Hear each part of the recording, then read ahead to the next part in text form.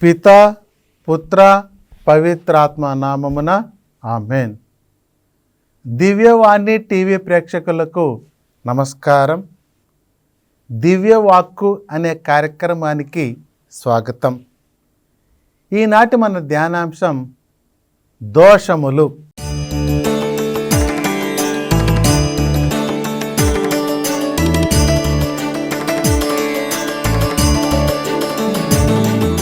ప్రియులారా, ఈ దోషములు, తప్పులు, పాపములు మన జీవితంలో ఎలాంటి అనర్థాలు తీసుకుని వస్తున్నాయో ఈనాడు మనం ధ్యానం చేద్దాం. ప్రియ దైవ బిడ్డలారా, ప్రతి ఒక్క మనిషిలో ఏదో ఒక దోషం, ఏదో ఒక తప్పు, ఏదో ఒక పాపం వెంటాడుతూనే ఉంది. ఇంకా చాలామంది తప్పులు చేస్తూనే ఉంటారు, నేను ఏ తప్పు చేయలేదంటారు. పాపాలు చేస్తూనే ఉంటారు, నేను ఏ పాపము చేయలేదంటారు. నేను పాపం చేస్తున్నాను, దోషం చేస్తున్నాను, తప్పులు చేస్తున్నాను, నన్నెవరూ కనిపెట్టట్లేదు అనుకుంటూ ఉంటారు. మరి ప్రియులారా, ఇర్మియా గ్రంథం 2వ అధ్యాయం 22వ వాక్యంలో, మీరు ఎన్ని క్షారములతో కడిగికొనినను, ఎన్ని సబ్బులతో తోముకొనినను, మీ దోషపు మరకలు నాకు కనిపించుచూనే ఉండును. ఇది ప్రభువుడైన నా వాక్కు. ప్రియులారా, కథోలిక విశ్వాస జీవితంలో పాప సంకీర్తనం అనే గొప్ప కార్యం ఉంది. ఇదిగో మానవులు చేస్తున్నటువంటి తప్పిదములు, దేవుడు వాటన్నిటి నుంచి బయటపడాలి అంటే గురువులకు అధికారం ఇచ్చాడు.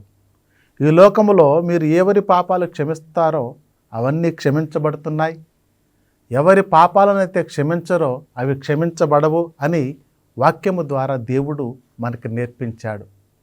అయితే ప్రియులారా, కొన్నిసార్లు మన జీవితంలో మన ప్రార్థన దేవుడు ఆలకించట్లేదు. ఇంకా ఎవరికి చెప్పుకోలేని రోగాలకు గురవుతూ ఉంటారు. ఇదిగో ప్రతి క్షణం ఏదో ఒక సమస్య వారిని వెంటాడుతూనే ఉంటుంది. కారణం ఏంటంటే పాపాలు చేశారు, తప్పులు చేశారు, దోషాలు ఉన్నాయి. మరి ఆ దోషాలు పోవాలంటే ఇదిగో మీరు ఎన్ని సబ్బులతో రుద్దినా, ఎన్ని క్షారాలతో కడిగినా, ఆయన అంటున్నాడు మీ పాపపు మరకలు నాకు కనబడుతూనే ఉంటాయి. ఆయన హృదయాంతరాంగాలు తెలిసినటువంటి దేవుడు. ప్రియులారా, నీ జీవితం ఎక్కడికి వెళ్ళినా ఏం చేసినా క్లియర్గా ఆయన చూస్తూనే ఉంటాడు. ప్రియులారా, మరి వాటి నుంచి బయటపడాలంటే మనం పాప సంకీర్తనం చేయాలి. కనీసం నెలకు ఒక్కసారైనా పాప సంకీర్తన చేయమంటుంది. మరి మనం చేయట్లేదు. ఇంకా కొంతమంది సంవత్సరాలు ఆ దోషాలు కడుక్కోకుండా, ఆ పాప సంకీర్తన చేయకుండా వచ్చి ప్రార్థనలో కూర్చుంటారు, సత్ప్రసాదం తీసుకుంటూ ఉంటారు. వారి ప్రార్థన దేవుడు ఆలకించడు. వారు చేసే ప్రార్థన ద్వారా ఎలాంటి మేలు కలుగదు. ప్రియ దైవ బిడ్డలారా, ఇక కొంతమంది పాప సంకీర్తన చేస్తూనే ఉంటారు, కానీ కొన్ని పాపాలు దాచిపెట్టారు, కొన్ని పాప సంకీర్తనంలో కడగబడలేదు. మరి అలాంటి విషయాలు అవే నీ ప్రార్థనకు అడ్డుగా ఉంటున్నాయి, అవే నీ ప్రార్థనకు ఆటంకంగా ఉంటున్నాయి. ఆయన ఏమంటున్నాడు, మీరు ఎన్ని క్షారములతో కడిగినను, ఎన్ని సబ్బులతో తోముకొనినను, మీ దోషపు మరకలు నాకు కనబడుతూనే ఉంటాయి. పిల్లరా, చూసారా, చేసిన తప్పు, చేసిన పాపం మరలా అదే చేస్తూ ఉంటారు. నేనేం చెయ్యట్లేదు అంటారు. కానీ ప్రియులారా, ఈ లోకాన్ని మనం మప్పిబెట్టచ్చు, కానీ దేవుడు చూస్తున్నాడనే సంగతి మర్చిపోవద్దు. ప్రియ దైవ బిడ్డలారా, అందుకని యేసుప్రభు దగ్గరికి ఎలాంటి వ్యక్తిని తీసుకొచ్చినా, ఎలాంటి రోగిని తీసుకొచ్చినా, ఇదిగో మన పాపాలను మన్నించబడుతున్నాయి, ఇదిగో నీ పాపాలు క్షమించబడుతున్నాయి అంటున్నాడు దేవుడు. కారణం ఇదిగో ఆయన అలా అయిపోవడానికి కారణం ఆయన చేసినటువంటి పొరపాట్లే. ఆయన గుడ్డివాడిగా పుట్టాడు, పాపం ఉంది ఆయన జీవితంలో. ఆయన రోగిగా పుట్టాడు, ఆయన జీవితంలో పాపం ఉంది, ఆయనకు కనపడుతున్నాయి. ప్రియులారా, మరి మనం కూడా ఎందుకు రోగగ్రస్తుడై ఉండడం, ఎందుకు సమస్యలు కొని తెచ్చుకోవడం? పాప సంకీర్తనం చేయమంటున్నారు కదా. మంచి పాప సంకీర్తనం. ఏది దాయకూడదు, ఏ ఒక్కటి దాయకూడదు. నిజంగా ప్రియులారా, మన పాపపు మరకలు తీసివేయడం ఆయన రక్తము తప్ప ఇంకా వేరేది లేదు ప్రియులారా. అందుకనే నువ్వు నిజంగా పాప సంకీర్తన, గొప్ప పాప సంకీర్తన చేసింది సమరయ స్త్రీనే. ఇదిగో అమ్మ నీ భర్త ఎక్కడా అని అడిగితే, అయ్యా నా భర్త లేడు అన్నాడు. 5-6తో తిరిగాను అన్నాడు. ఇప్పుడున్నవాడు నా భర్త కాదయ్యా అని మంచి పాప సంకీర్తనం చేసింది. దేవుని దగ్గర ఏమీ దాయలేదండి. ఇక ఆమె జీవితంలో ఏ దోషాలు ఉండకూడదు, ఏ పాపం ఉండకూడదు అనుకుంది. నాకు జీవజలం కావాలనుకుంది, నేను మారాలి అనుకుంది. అలాంటి వ్యక్తి మంచి పాప సంకీర్తనం చేసింది, ఏది దాచిపెట్టల.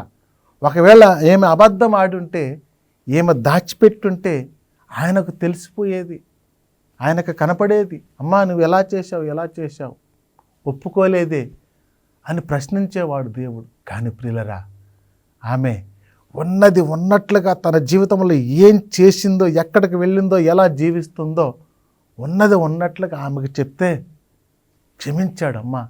అలాంటి పాపం జోలికి వెళ్ళొద్దు, మరలా ఆ పాపపు జోలికి వెళ్ళొద్దు అని ఆ సమరయ స్త్రీని చక్కగా మార్చినటువంటి దేవుడు మన దేవుడు ప్రియులారా. అందుకనే నీ దోషపు మరకలు నాకు కనిపిస్తూనే ఉన్నాయి, ఇది ప్రభువైన నా వాక్కు. మరి మనం పైకి ఎంత హోందాగా ఉన్నా, ఎంత గాంభీర్యంగా ఉన్నా, మన జీవితంలో ఉన్నటువంటి పాపం, ఆ దోషం, ఆ తప్పు దేవునికి కనపడుతూనే ఉంది. జాగ్రత్త ప్రియ దైవబిడ్డలారా. ఈ లోకంలో ఉండే వ్యక్తులు కాదు నువ్వు చూసి భయపడాల్సింది, దేవునికి భయపడాలి. ఈ లోకంలో ఉండే మనుషులు నిన్నేమీ చేయలేకపోవచ్చు, కానీ దేవుడు చూస్తున్నాడు. జాగ్రత్త ప్రియ సహోదరి, ప్రియ సహోదరుడా. ఆమోసు గ్రంథం 2వ అధ్యాయం 4వ వాక్యములో ప్రభు ఇట్లనుచున్నాడు, యూదా ప్రజలు 3-4 సార్లు చేసిన దోషమునకు నేను వారిని శిక్షించి తీరుదును. పిల్లరా, శిక్ష ఉంది. నువ్వు చేసినటువంటి పనికి, నువ్వు చేసినటువంటి పాపానికి, నువ్వు చేసినటువంటి దోషానికి శిక్షించి తీరతాను అంటున్నాడు దేవుడు. పిల్లరా, క్షమించే దేవుడే, దయామయుడే, కరుణామయుడే.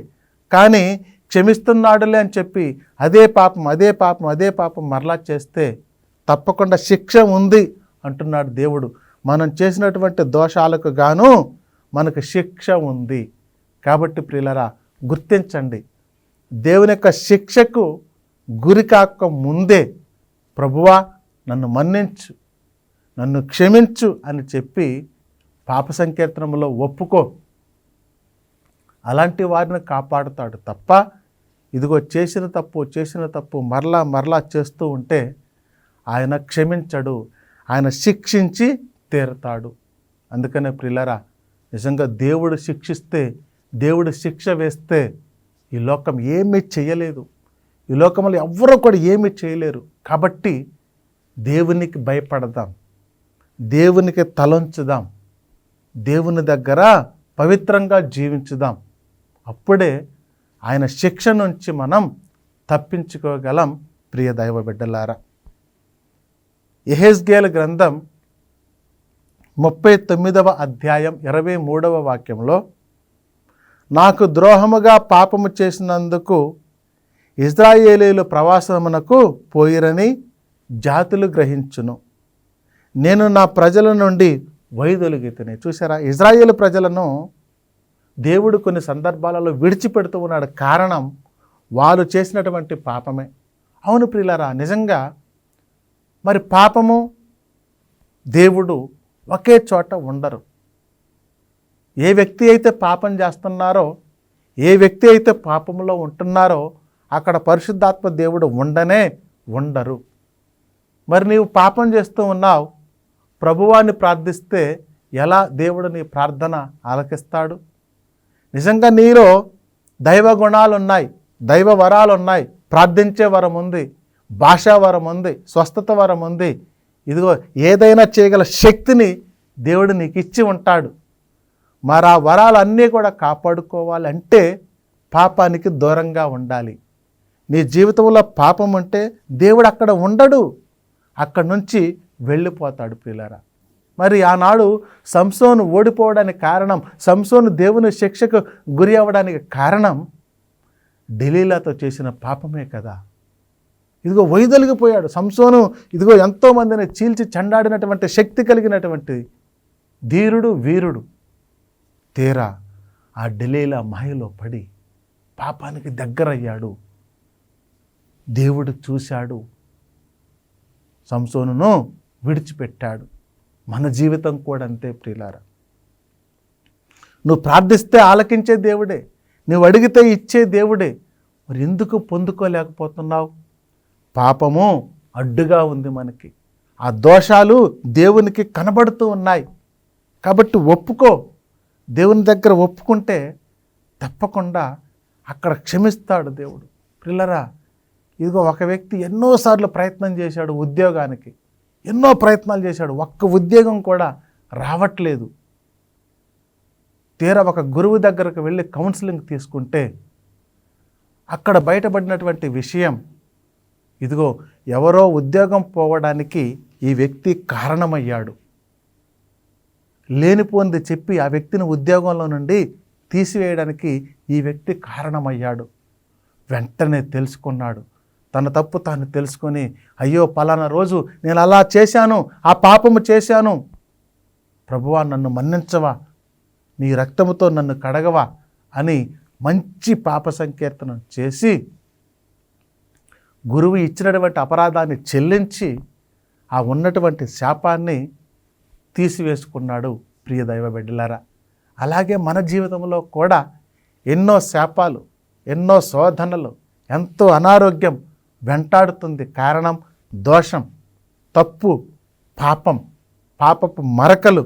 అందుకనే ఎవరైతే పాపం చేస్తున్నారో వారి దగ్గర నేను ఉండను. ఎవరైతే పాపం వెళ్ళే మార్గంలో వెళుతున్నారో ఇదిగో వారి ప్రార్థనలు, వారి మనవిని ఆలకించడు దేవుడు ప్రియులారా. కాబట్టి ప్రియ దైవ బిడ్డలారా, ఆలోచన చెయ్యి. ఈ వాక్యము దేవుడు మన కోసమే ఇస్తున్నాడు. మన జీవితంలో ఉన్నటువంటి మరకలు, మన జీవితంలో ఉన్నటువంటి పాపం ఆయన కనబడుతూ ఉంది, ఆయన చూస్తూ ఉన్నాడు. ఎంతమందిది ఈ మాటల ద్వారా, ఇదిగో ఈ శరీరం ద్వారా, నీ క్రియల ద్వారా ఎంత పాపం చేస్తున్నావు ఆలోచన చెయ్యి ప్రియ బిడ్డ.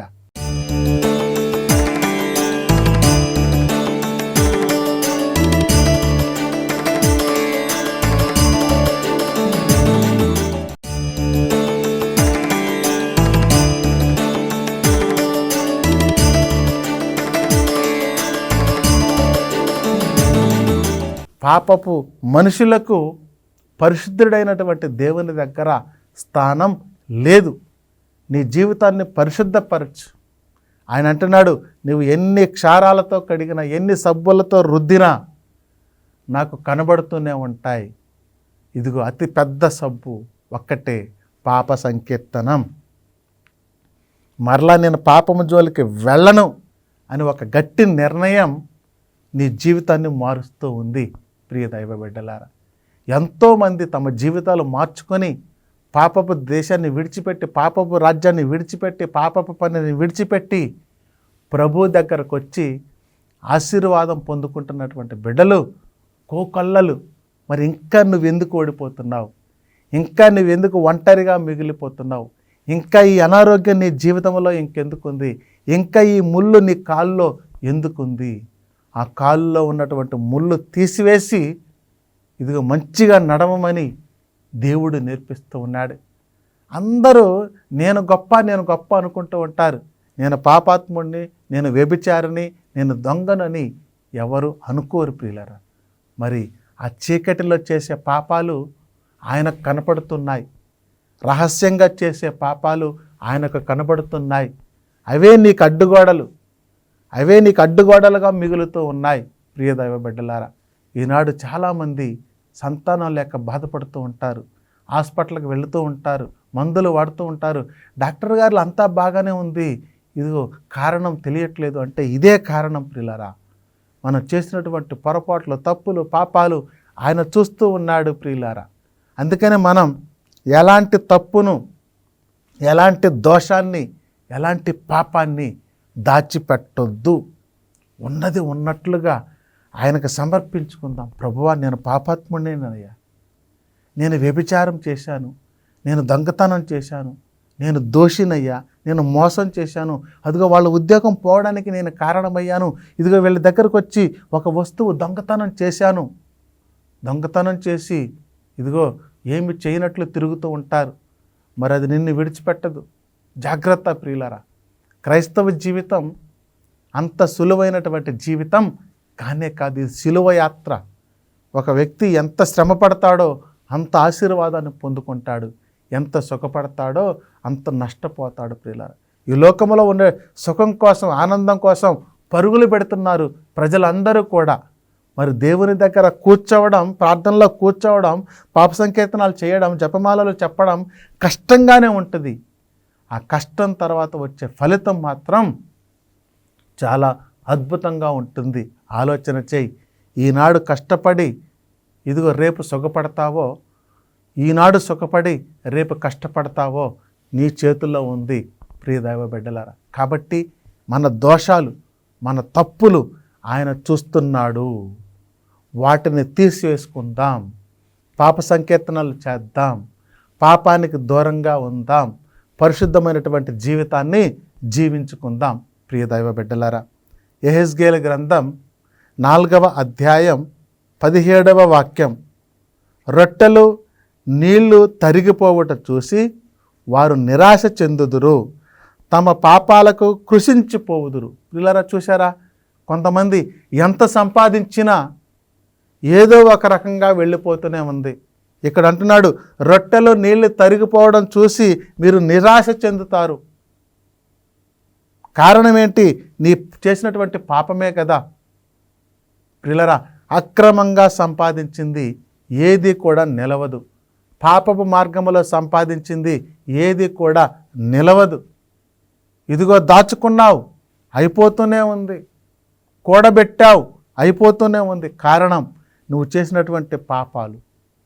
అది ఏదో ఒకరోజు నిన్ను పట్టిస్తూనే ఉంటాయి ప్రియ బిడ్డలారా. కాబట్టి మన జీవితంలో ఎంత సంపాదించినా ఏమీ నిలవట్లేదంటే, ఎంత ప్రార్థించినా మన ప్రార్థన వినట్లేదంటే, ఇదిగో మనం చేసినటువంటి పాపాలు శిక్ష, దేవుని యొక్క శిక్ష మన మీద పడుతూ ఉంది ప్రియ దైవ బిడ్డలారా.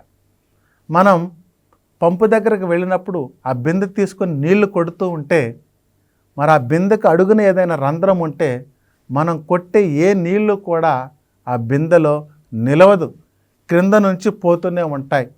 మరి మనం కూడా పైకి ఎంత డాంబికంగా ఉన్నా మన జీవితంలో ఈ పాపం ఉన్నప్పుడు మన ఆశీర్వాదాలు కూడా అలాగే వెళ్ళిపోతూ ఉంటాయి. జాగ్రత్త పడు. ఎక్కడైనా పాపానికి దూరంగా ఉండు. పరిశుద్ధమైనటువంటి జీవితాన్ని జీవించే ప్రయత్నం మనందరం కూడా చేయాలి ప్రియులారా. ఏ ఒక్కరి జీవితం కూడా ఇదిగో మంచిగా లేదు ప్రియులారా. నటించే జీవితాలు, పాప సంకీర్తనాలు లేవు, ప్రార్థనలు లేవు, దేవుడంటే భయం లేదు, గురువు అంటే భయం లేదు.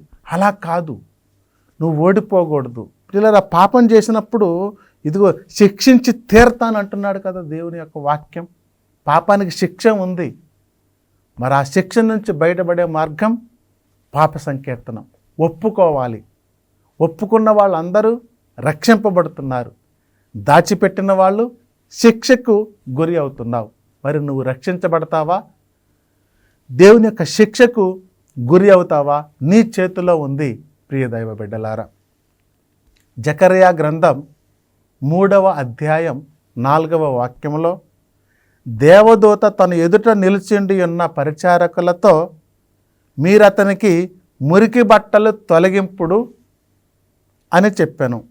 అంతంతతడు యెహోషువతో, నేను నీ ఎఫములను తొలగించి తిని నీకు క్రొత్త దుస్తులను ఇత్తును అనెను. ఎంత గొప్ప వాగ్దానం అండి. దేవదూతలు దిగి వచ్చి, ఇదిగో దేవదూతలతో దేవుడు అంటున్నాడు అక్కడున్న పరిచారకులతో, మీరు అతనికి ఉన్నటువంటి ఆ మురికి బట్టలు తీసేయండి, కొత్త దుస్తులు ఇస్తాను అంటున్నాడు దేవుడు. పిల్లలు, ఎంత చక్కని మాట.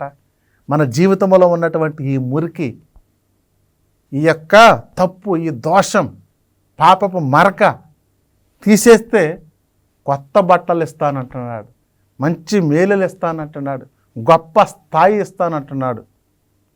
మన దేవుడు మనలను తలగా నియమిస్తూ ఉన్నాడు. తోకగా కాదు, తలగా. నీవు గొప్ప స్థాయికి రావాలి, ఉన్నత స్థాయికి నువ్వు వెదగాలి అని ఆశపడే గొప్ప దేవుడు అండి మన దేవుడు. మన మేలు కోరుకునే వాళ్ళు ఈ లోకంలో ఉన్నారో లేదో తెలియదు, కానీ ఆ దేవుడు మాత్రం మనందరినీ కూడా మన మేలు కోరుకునే గొప్ప దేవుడు. అందరినీ గొప్ప స్థాయికి తీసుకువెళ్ళాలని ప్రయత్నం చేస్తూ ఉన్నాడు. యెహోషువతో, ఇదిగో నీ ఎఫములన్నీ, నీ పాపాలన్నీ, నీ పొరపాట్లన్నీ క్షమించాను, నీకు కొత్త బట్టలు ఇవ్వబోతున్నాను, ఇస్తాను అని మాట్లాడుతూ ఉన్నాడు. ప్రియులారా, తప్పిపోయిన కుమారుడి జీవితంలో కూడా ఇదిగో ఆ తండ్రి పలుకుతున్నాడు, ఇదిగో బట్టలు తీసేయండి, ఆ పాత బట్టలు తీసేయండి, ఆ మురికి బట్టలు తీసేయండి, కొత్త బట్టలు, మేలిమి వస్త్రాలు ధరించండి. ఆ బిడ్డకి ప్రియులారా, ఆ దోషము నుంచి, ఆ పాపము నుంచి బయటకు వచ్చినటువంటి తన కుమారునికి ఎన్ని గొప్ప మర్యాదలు జరుగుతున్నాయో, మరి పాప జీవితాన్ని మార్చుకుంటున్నటువంటి మనకి కూడా మన జీవితంలో అంతే గొప్ప ఆశీర్వాదాలు దేవుడు ఇవ్వబోతున్నాడు. ప్రియులారా, నీ జీవితాన్ని ఆలోచించుకో, నీ జీవితాన్ని పరిశీలించుకో. చాలామంది రహస్యంగా పాపం చేసి రహస్యంగానే ఉంచుతున్నారు. కానీ ప్రియులారా, కేథోలిక సంఘంలో గొప్ప కార్యం ఉంది, పాప సంకీర్తనం. ఆ గురువు దగ్గరికి వెళ్ళి ఆ గురువుని ఒక అపరక్రీస్తుగా, క్రీస్తు ప్రభువుగా భావించి, ఇదిగో నేను ఈ పొరపాటు, ఈ పాపము, ఈ వ్యభిచారం, ఈ దొంగతనం చేశానని, ప్రభువా నన్ను మన్నించమని నువ్వు ప్రార్థన చేయగలిగితే ప్రియులారా, తప్పకుండా మన దేవుడు మనలను కాపాడతాడండి. మన దేవుడు విడిచిపెట్టే దేవుడు కాదండి. నువ్వు క్షమించమని అడిగితే, నువ్వు పశ్చాత్తాపడితే ఆ శిక్షను తప్పిస్తాడు దేవుడు, శిక్ష నుండి బయటపడేస్తాడు దేవుడు. చేసిన తప్పు మరలా చేయొద్దు. పాపము జోనికి మరలా వెళితే శిక్ష ఉంది, కానీ ఆ పాపము నుండి బయటపడితే ఇదిగో ఆశీర్వాదం ఉంది, గొప్ప మేలులు ఉన్నాయి ప్రియ దైవబిడ్డలారా. అందుకని దేవుడు దోషాలు, పాపాల గురించి మనకు నేర్పిస్తూ ఉండగా, ఇదిగో ప్రభువా ఇక నేను పాపం జోలికి వెళ్ళను, పాపపు జీవితాన్ని నేను మార్చుకుంటున్నాను అని చెప్పినప్పుడు ఇదిగో దేవదూతలతో పలుకుతూ ఉన్నాడు, ఇదిగో ఆ పాపపు బట్టలు తీసివేయి, కొత్త బట్టలు నేను ఇస్తానని. ప్రియులారా, నీ జీవితంలో నీ పాపాన్ని ఒప్పుకుంటే మనకు కూడా దేవుడు కొత్త బట్టలు ఇస్తాడు. ప్రార్థించుదాం. ప్రేమ కలిగిన మా సర్వేశ్వర, మేమందరం కూడా తండ్రి ఏదో ఒక దోషములు, ఏదో ఒక తప్పిదం, ఏదో ఒక పాపము చేస్తూ జీవిస్తూ ఉన్నాం తండ్రి. మమ్మలను మన్నించండి ప్రభువా. ఇదిగో ప్రభువా, మా దోషాలు మీకు కనబడుతున్నాయి, మా పాపాలు మీకు కనపడుతున్నాయి ప్రభువా. ఇక నుంచి ఎలాంటి పాపం జోనికి వెళ్లకుండా, ఆ శిక్ష మా మీద పడకుండా ప్రభువా కాపాడమని అడుగుతూ ఉన్నాను తండ్రి. ఎంతోమంది పాపపు లోకములో ఈ చీకటిలో జీవిస్తూ ఉన్నారు తండ్రి. వారందరినీ కూడా ప్రభువా ఆ పాపపు జీవితాన్ని విడిచిపెట్టి పరిశుద్ధతలోనికి, వెలుగులోనికి నడిపించమని అడుగుతూ ఉన్నాం ప్రభువా. ఇదిగో కుటుంబంలో శోధనలు, గొడవలు, సమస్యలు ఉన్నాయి తండ్రి. వారందరినీ కూడా మీకు సమర్పిస్తూ ఉండగా మీ పరిశుద్ధాత్మ వరాలు హేరాళముగా, ధారాళముగా కుమ్మరించమని అడుగుతూ ఉన్నాం. ప్రార్థన సహాయాన్ని అడుగుతున్నటువంటి ప్రతి ఒక్క బిడ్డ ప్రార్థన మనవిని మీకు సమర్పిస్తూ ఉండగా ప్రభువా ఆలకించమని అడుగుతూ ఉన్నాను తండ్రి. ప్రభువా ఈ యొక్క పాప లోకాన్ని ప్రభువా పరిశుద్ధ లోకంగా మార్చమని, చీకటిలో ఉన్నవారికి వెలుగును దయచేయమని అడుగుతూ ఉన్నాం ప్రభువా. ఇదిగో ప్రభువా, సంతానం లేక, ఉద్యోగం లేక అనేక శాపాలకు గురి అయి జీవిస్తున్నటువంటి బిడ్డలున్నారు. ఆలకించే దేవుడు మీరే, మన్నించే దేవుడు మీరే, స్వస్థపరిచే దేవుడు మీరే ప్రభువా. మా ప్రార్థన ఆలకించే ప్రభువా దీవించమని, ఆశీర్వదించమని అడుగుతూ ఉన్నాం ప్రభువా. ముఖ్యంగా తండ్రి, దివ్యవాణి టీవీ ప్రేక్షకులను, యాజమాన్యాన్ని, గురువులను, బిషప్ తండ్రి గారులు అందరినీ కూడా ప్రభువా పేరు పేరున దీవించి ఆశీర్వదించమని మా ప్రభువు, మా రక్షకుడైన యేసు క్రీస్తు అతి శ్రేష్టమైన నామములో ప్రార్థన చేస్తూ ఉన్నాం తండ్రి. ఆమెన్. పితా, పుత్ర, పవిత్రాత్మ నామమున ఆమెన్.